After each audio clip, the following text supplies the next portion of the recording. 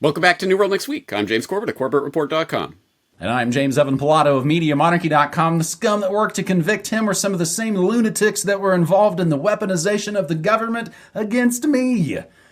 We have got that story, plus Leonard Peltier freed too, but first, I apologize for dressing like Fetterman to the inauguration here, but it's cold here in northern New Mexico. I hope people are doing well out there. Again, as last several weeks have been joking, 90% of America is frozen while the other 10% was burning down.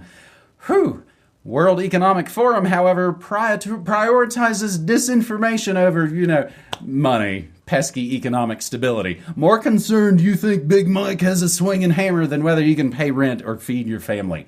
The hated World Economic Forum gearing up for its Davos meeting, set to take place pretty much right now. We are soaking in it, January 20th through the 24th, and the group has now released the Global Risks Report 2025, based on the insights from the Global Risks Perception Survey that take into the account the opinions of 900 global leaders, like it used to be Tulsi and Elon and Malay, across business, government, academia, and civil society, the WEF said. The report reflects the unrelenting drive still present in many corners of the world and among political elites to push what they consider disinformation to the top of the agenda. And so the World Economic Forum paper talks about armed conflict, environment, and disinformation as the top threats this year. And that, as the authors note, from their point of view, leads economic risk as having less immediate prominence. And we wonder again, do they know how out of touch they are? Meanwhile, mis and disinformation ranked higher as a threat, and that has happened 2 years in a row. Number one with a bullet. This reads like another instance of taking the alarmist approach to disinformation, which of course comes in handy pushing all sorts of controversial policies affecting online speech, security, technology development. The World Economic Forum report elevates disinformation to a persistent threat to societal cohesion and governance by eroding trust, and even exacerbating divisions within and between nations and complicating ways to cooperate on ending international crises. And when AI is thrown into the mix in its adverse form, disinformation underpins rising geopolitical tensions. The way the report frames the issue of disinformation, that seems to be the only thing, is this is it. If we could get rid of this, it would just be kumbaya, buy the world a Coke, world peace. While creating high drama around disinformation is one piece of the puzzle, the WEF also looks at long-term threats such as to the environment. This, according to the document, will be dominant over the next decade, and this is the language the group uses, quote, led by extreme weather events, biodiversity loss, and ecosystem collapse. With the threats presented like this, the solutions, of course, also very much in their wheelhouse. Promote more and more globalization, more and more centralization, even as countries might be looking to what the group disapprovingly calls turning inwards. Don't worry about your own house being in order before you try and tell other people what to do. Instead, the World Economic Forum wants them to essentially, they're going to try and double down on globalization, allegedly as the only way to prevent a downward spiral of instability. James, this reminds me, just this past week, in the very local Rio Grande Sun newspaper, there was a New Mexico editorial, RIP progressivism. And it went through the world situation, down to the United States situation, down to wondering what will happen in New Mexico geopolitics in the next year, and wondering whether the Democrats will be toast here as well. Man, I speculated for years that Portland, Oregon, would go so far down the pooper that people would willingly elect Giuliani to clean this mess up. Returning to the conclusion of the World Economic Forum, however, one of the goals the World Economic Forum promotes, and is also the 5 overall topics at this year's Davos meeting, is rebuilding trust. Now, if only they would have ever have addressed or focused on how is all that trust lost? You, all right. They learned it by watching you. Related's World Economic Forum annual meeting, collaboration for the intelligent age. Is that, did we make it to that?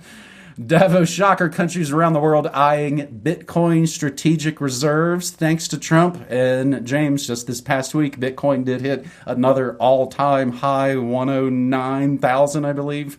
Davos to welcome Trump virtually as world leaders await new U.S. president's policies. I don't think we've seen this just yet as we're coming to you here on the 22nd to me. James, some of my This Day in History on Monarchy this week, the reminder of this week in previous years, other illustrious guests to the World Economic Forum, like Kevin Spacey. Nothing says quality like Kevin Spacey coming to act like he's Frank Underhill. And so, again, House of Cards, I believe, was probably a documentary. Also, of course, noted eugenicist David Attenborough warned in 2019 that the Garden of Eden is no more. And I always ask this question, and I'll always preface it by saying media monarchies for entertainment purposes only. But isn't it always weird? Terrorists never seem to attack the buildings where all the world leaders are, man. You had them all in D.C. for Jimmy Carter. You had them all again for the Trump inauguration. You'll have them again in Davos. Again, don't answer that, James. I will pass that one over.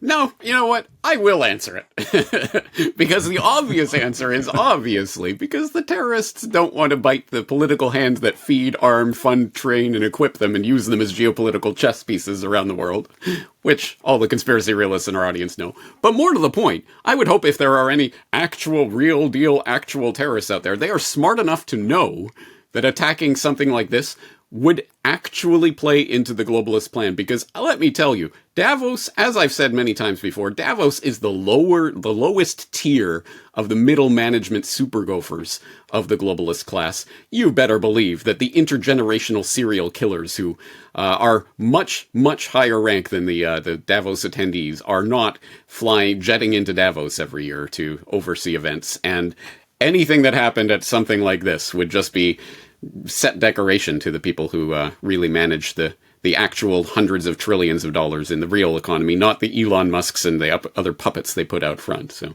anyway, that's the answer. But let me go into this. I hope people will follow. I'll put the link in the show notes to the actual global risks report that they're talking about here in this Reclaim the Net article so that people can look at it for themselves and see, for example, the short-term versus long-term, 2-year versus 10-year global risk trends that they're predicting, foreseeing, talking about here in these essentially opinion survey, whatever this is worth. But yes, misinformation and disinformation is the number one short-term 2-year global risk, according to the wise folks at the World Economic Forum. And the 10-year long-term threats are all extreme weather, biodiversity loss, all of the things that they've been warning us about 30 years ago, 40 years ago. In 10 years, the UK will be uninhabitable, and all the other garbage predictions that have been wrong every single time they've ever made them. But trust us this time, guys. So you can laugh at that. But more to the point, of course, as you point out, they're concerned about the loss of trust. They're concerned about societal polarization, which they blame, of course, on the misinformation and disinformation, which, of course, they mean anything we don't like is misinformation and disinformation, not the lies that they have sold over and over and over again, not even the far out there conspiracy theorists of 9/11 and all that stuff. No, just the documentable lies that we all know about, that they have lied to us over and over and over. The Iraq war and the weapons of mass destruction and the global financial collapse and the COVID scamdemic and everything that they have shoved down the public's throats for decades, generations. But you're to blame for retweeting some funny meme that you saw the other day, and you better be restricted, guys. It's total nonsense, but people aren't buying it anymore. Who listens to what's going on at the World Economic Forum? Which is precisely why. Who's going to be speaking there? Probably around the time that this is being released, but before, obviously, while we're recording this, we haven't seen it, but of course Trump will be showing up to give his speech to the Davos crowd. And who knows what direction he'll take it. Maybe he'll do a Millet thing and pretend to be totally anti-globalist, guys. I'm going to be the populist savior. Well, we'll see. We'll see. Anyway, all of that fun and interest is there, but I think people know what this is really about. And I would just note that on the overall global risks landscape that they put, not the short-term, long-term thing, the overall one, the by far number one largest global risk, according to this survey, was state-based armed conflict, which I think might actually be right. I think, some sort of, we are heading into a period of, no doubt, great geopolitical instability, and big wars and rumors of wars are afoot. So I think that part of this might actually be right. Anyway, I wouldn't trust anything else coming out of Davos on collaboration or whatever else they're supposedly talking. Sorry, I should say it in my Klaus voice. Crisis and collaboration. That's very good. Nice. I often quip on the Morning Monarchy. Did you notice they didn't need fact checks until all the truth started to pour out this last decade? And again, disinformation more important than the economic situation. As though someone on their deathbed, oh, I should have flagged more posts for disinfo. Give me a break.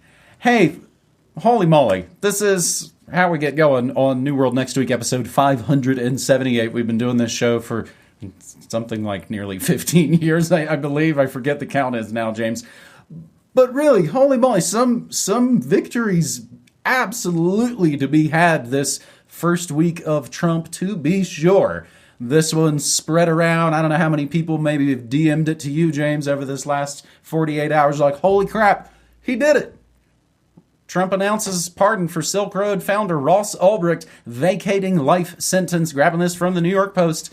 And again, everything we talk about, we always include the links in the show notes. President Trump announced Tuesday night that he had granted a full and unconditional pardon to Ross Ulbricht, founder of the notorious dark website Silk Road. Trump, 78, announced his grant of clemency, first reported earlier Tuesday by the New York Post on Truth Social, the social media site that Trump owns himself, which is always... I like that again. He at least sort of is like, I'm going to own the means of production. Why argue about these other people? I just called the mother of Ross William Albright. Who are we letting out here?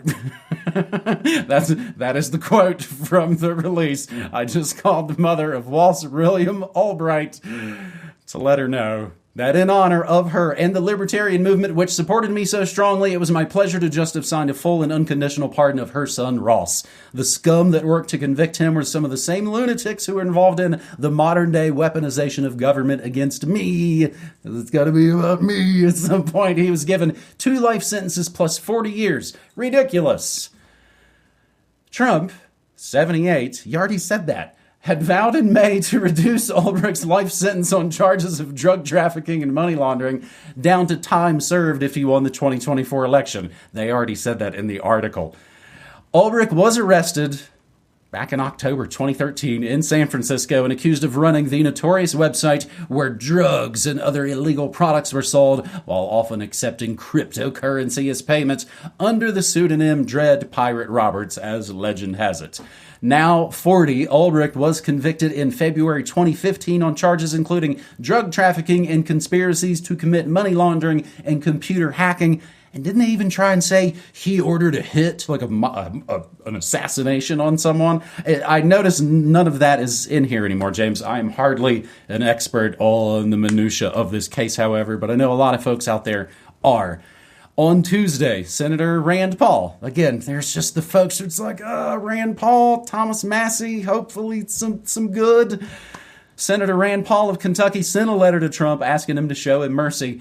Paul argued that Ulbricht's sentence is vastly disproportionate to his crimes since the worst drug dealers on the site received significantly more lenient sentences.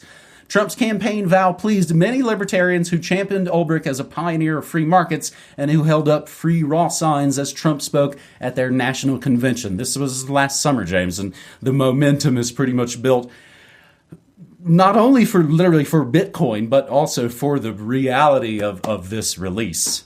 And we can go back to 2017 for the Corbett Report interview with Len Ulbricht. There's just a lot of wins here. Withdrawing the United States from the World Health Organization. Trump revoked security clearances of 51 intelligence officials who signed the discredited Hunter Biden laptop letter. And even, here's a good one, Trump yanks John Bolton, the mustache of death's approved Secret Service detail. So homie does not have any of that crack Secret Service protection anymore, but that's not all. Trump pulls U.S. out of Paris climate agreement again. Oh, and dinner with Bill Gates.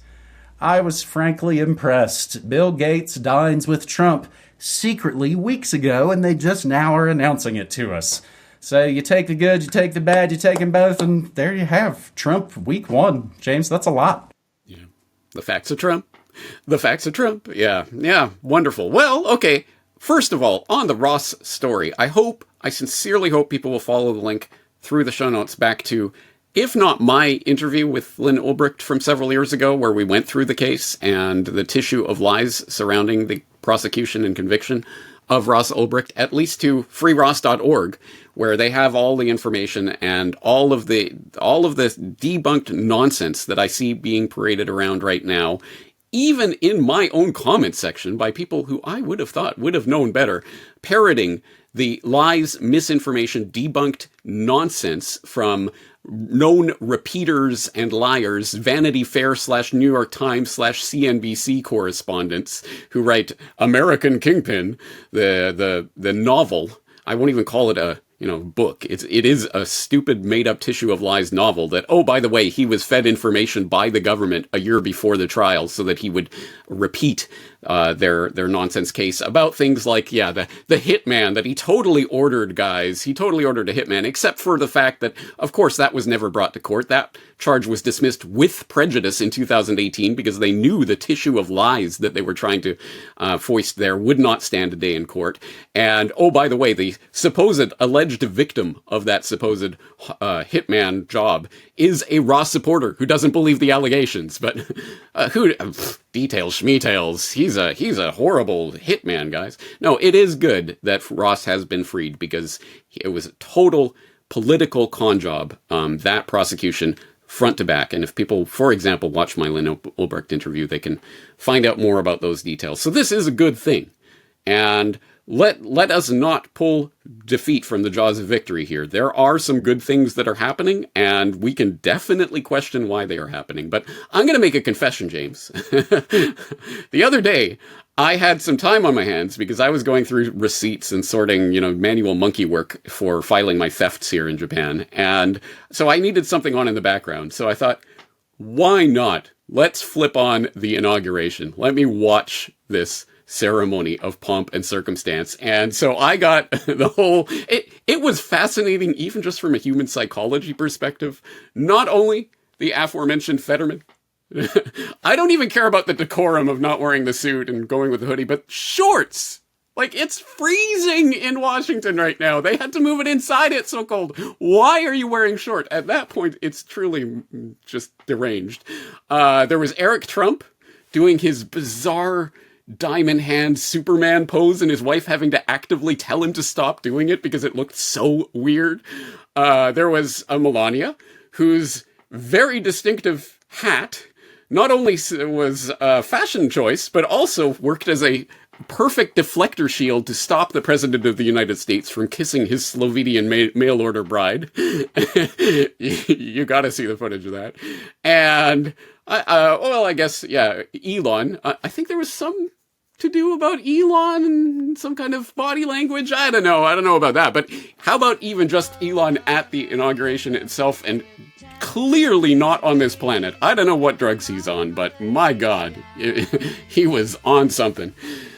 Anyway, fascinating pomp and circumstance surrounding this changeover of wings of bird of prey. But as you say, some good things have definitely taken place as a result of that. Withdrawal from the WHO, that is something that I've been talking about and thinking it wasn't even a remote political possibility. Well, here we are. We'll see what it means. And as I will always say, as I observed when this was first floated back in the first Trump administration, what can be undone with the stroke of a presidential pen can be redone with the stroke of a presidential pen. And you better believe the next D that gets into office will stick it to the R's by signing back on. So it means nothing in the long term unless we actually get the public to understand why this is important. But anyway, hey, I'll take the little victories as they come. Paris Accord, bye-bye. Yes, okay, good. Here's another one. Trump, I was just about to cite the same one. Trump says he'll reinstate troops who refused COVID-19 vaccination. Okay, good. The COVID-19 vaccinations that he warp-speeded into existence and calls the best thing that he ever did, but, whatever. Anyway, I'll take all of that. But we have to temper all of that with the reality. For example, what you point to there. Yes, the secret meeting with Bill Gates. Wow, he was really interested in what I was saying. He really wanted to help me with such things as ending AIDS. We're gonna do it with our special, wonderful new vaccines and what have you. And I will just point as an example of how this works and why we shouldn't get distracted by, oh, good. Oh, this good thing happened. Okay, he's a savior. Now let's all go to sleep.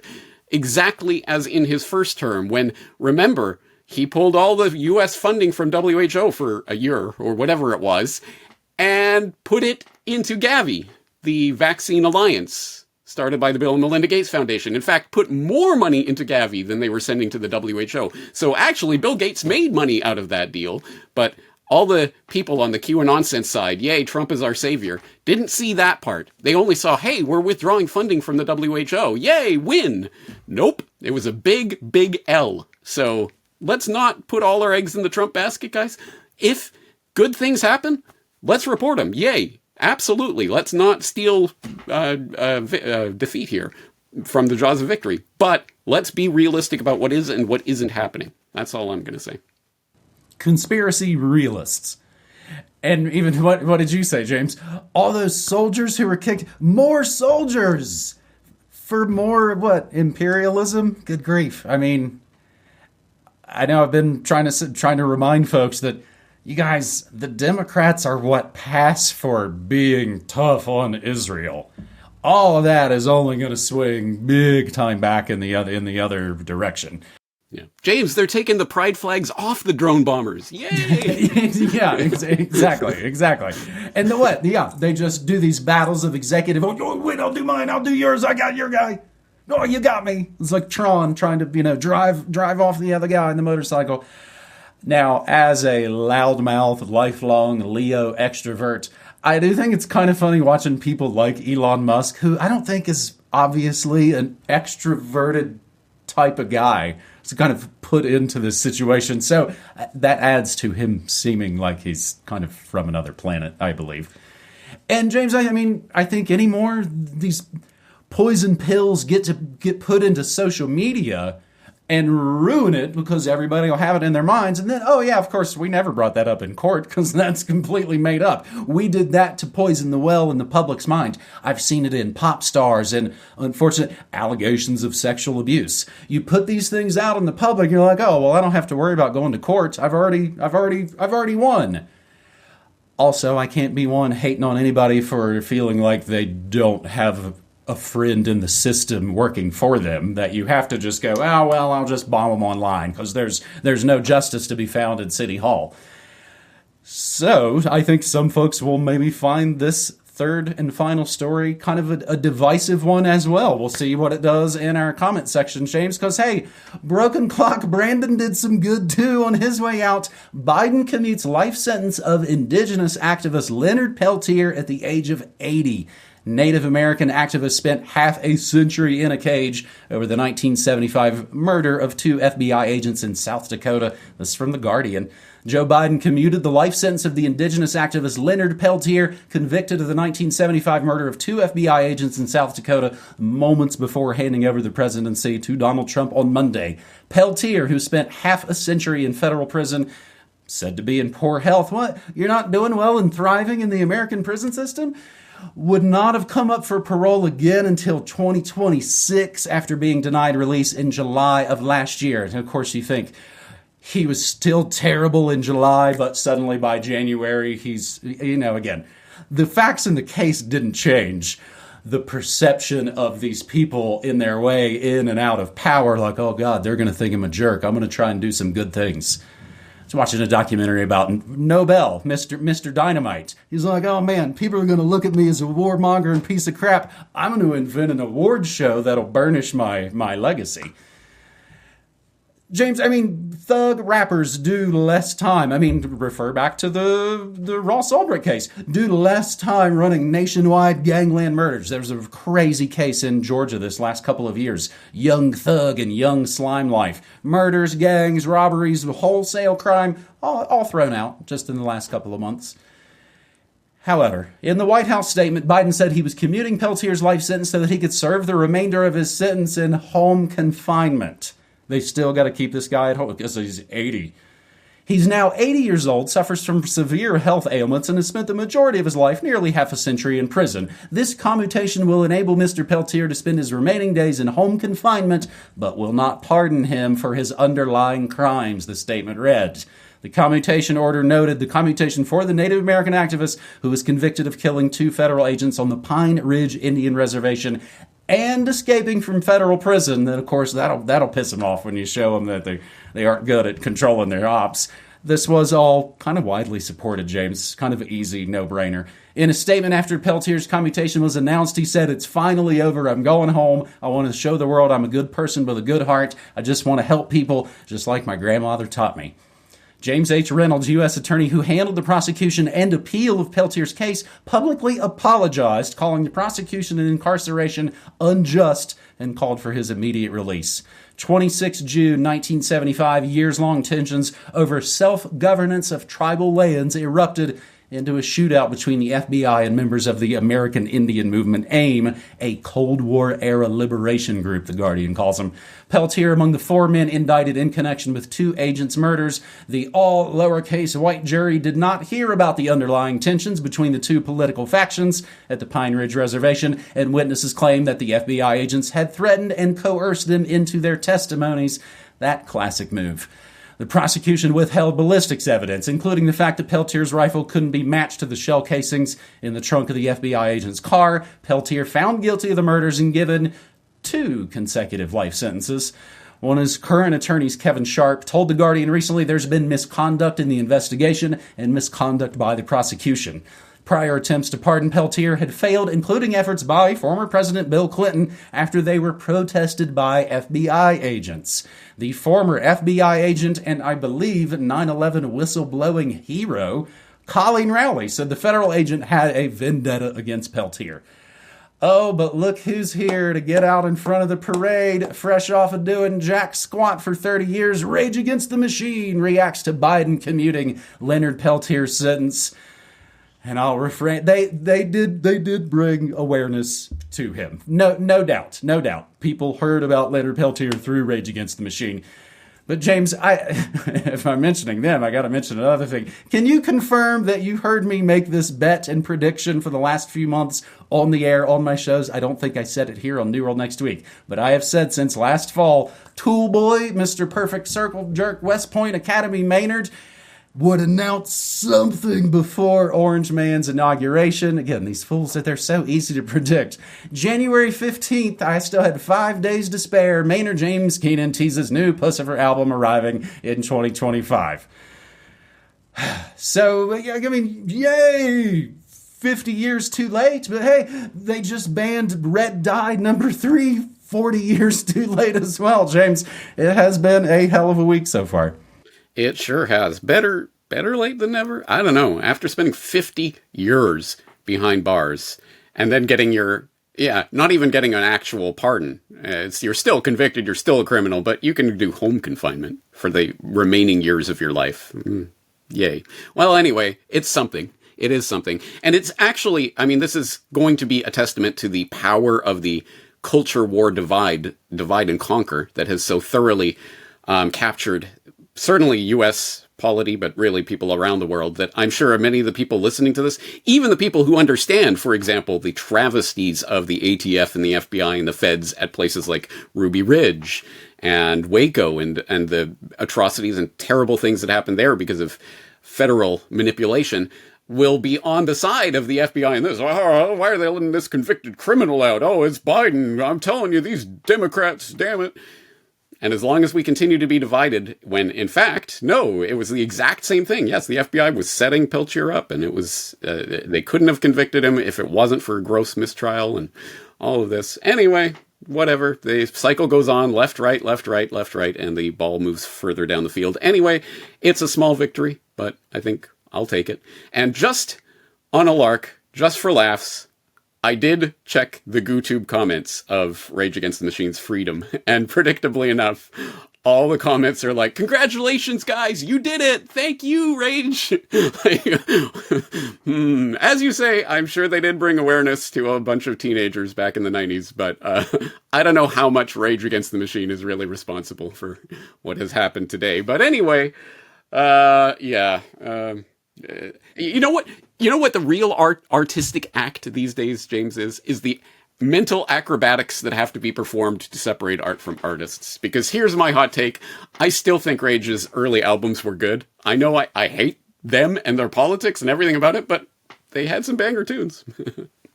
Sure. I'm becoming a world-class ripped athlete at my gymnastics to keep those two things separated as much as I can. Good grief.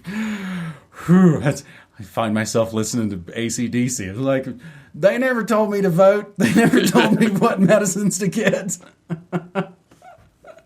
James, well, and I think about alternative media as it existed in the 90s in America. There was this huge thing of this sort of militia underground, and all of that does, of course, lead into a lot of the same cats who were then the first into and exposing the truth about the events of 9/11.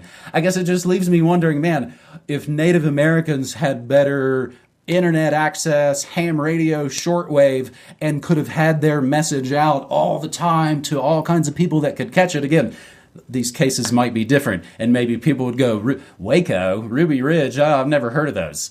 Oh, but AIM, that was a total setup. Everybody knows that. And we'll keep trying to expose the real history's going on here on New World Next Week. That was episode 578. We run newworldnextweek.com. We got hats, toques, hoodies, and shirts, but also DVDs and USBs and just ways that you can support Corbett Report and Media Monarchy and keep us, fear-free, ad-free. Never seen us shilling stuff. We've never had to tell you to get the VPN or get the thing. We just give you the info. And if it resonates, which I would hope it would after our combined 30-plus years of work, you're here watching to the very end of the video. I also play the exclusive audio of these episodes before they're published anywhere after my Thursday morning monarchy. That's at MediaMonarchy.com/listen. That's about 10 a.m. Mountain Time before we change the clocks here again in the States. James, that's 578, buddy. That is, and James, to you and to everyone who is watching to the end of this video, let me just say, I want to give my heart out to you. You guys are what make this. Sorry, I got a runny nose. I gotta give my heart out to you guys. Totally normal human gesture. Anyway, the fun we have. All right, looking forward to doing it again next time. See you then. As always, buddy. Take care.